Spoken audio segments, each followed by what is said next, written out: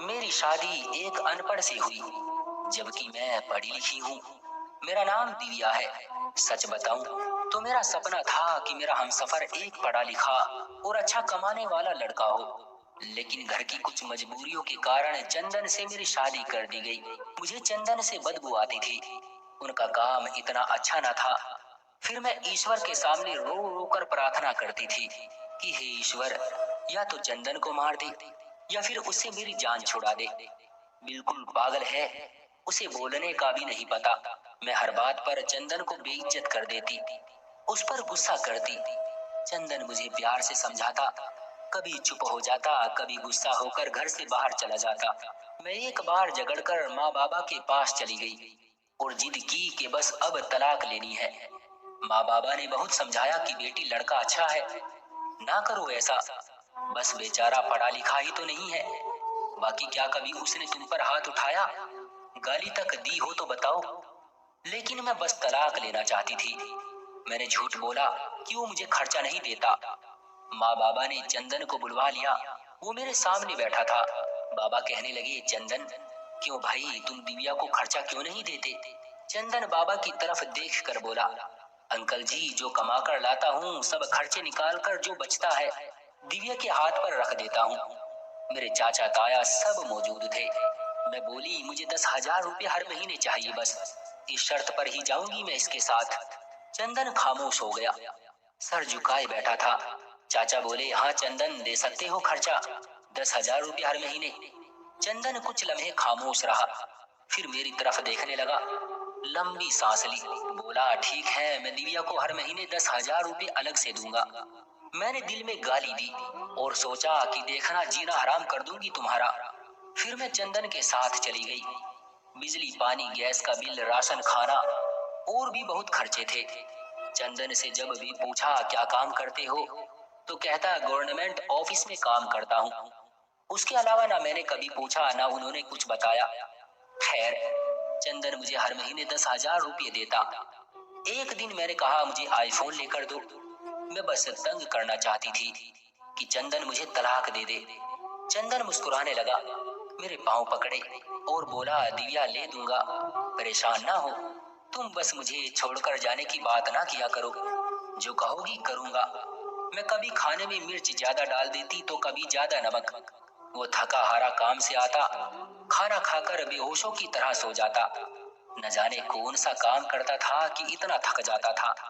मैं जितनी नफरत करती थी उस बेवकूफ से, वो मुझे उतनी ही ज्यादा मोहब्बत करता था। मैं एक दिन अपनी दोस्त के साथ कार में शॉपिंग करने जा रही थी, शहर के सबसे महंगे और बड़े मॉल में। जब हम एक बस अड्डे के पास से गुजरे तो मेरी आंखों ने जो लम्हा देखा, मैं बेजान हो गई।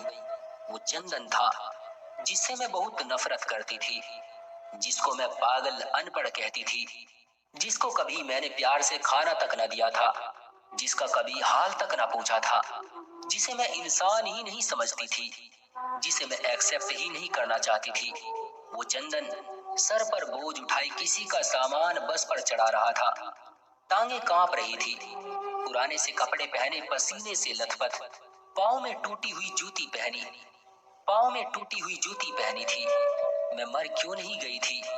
वो मेरे लिए क्या कुछ कर रहा था। इतने में एक शख्स बोला, ओए चल, ये सामान उठा और दूसरी बस की छत पर लोड कर। चंदन को शायद भूख लगी थी, हाथ में रोटी पकड़े रोल करके खा रहा था, साथ ही सामान भी उठा रहा था। मैं कुर्बान जाऊं, मेरा चंदन मेरे लिए किस दर्द से गुजर रहा था।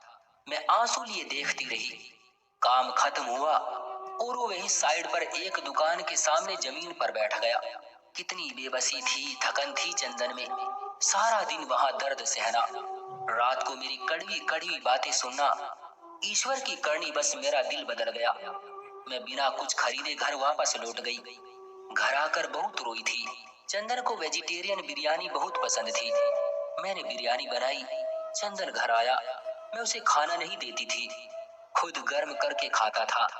घर आया और किचन में गया, पूरे जोश से बोला, दिव्या, आज तो आपने कमाल कर दिया, 1 साल बाद बिरयानी खाने लगा हूँ। फिर चंदन खाना प्लेट में डालकर मेरे पास बैठ गई।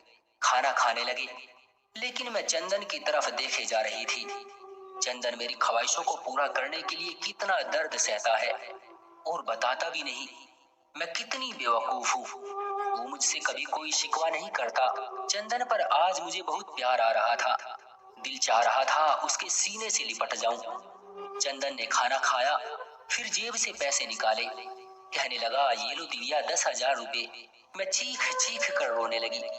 चंदन के पांव चूमे। चंदन, मुझे कुछ भी नहीं चाहिए, मुझे पैसे नहीं चाहिए। चंदन हैरान था, मुझे क्या हो गया है। फिर चंदन ने मेरा हाथ थामा, बोले, अगर ये पैसे कम हैं तो और ला दूंगा, मुझे छोड़कर ना जाना बस।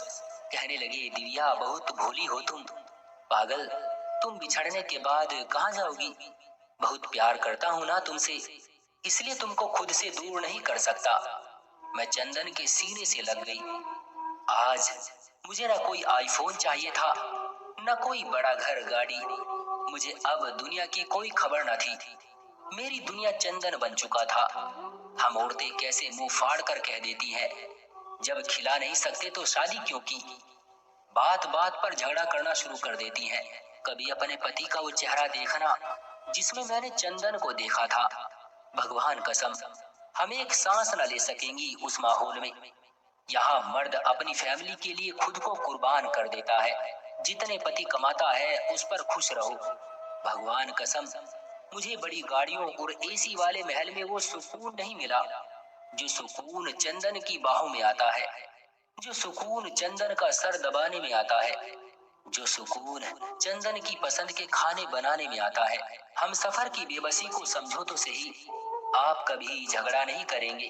चंदन अब मेरी जिंदगी है और मैं उसकी।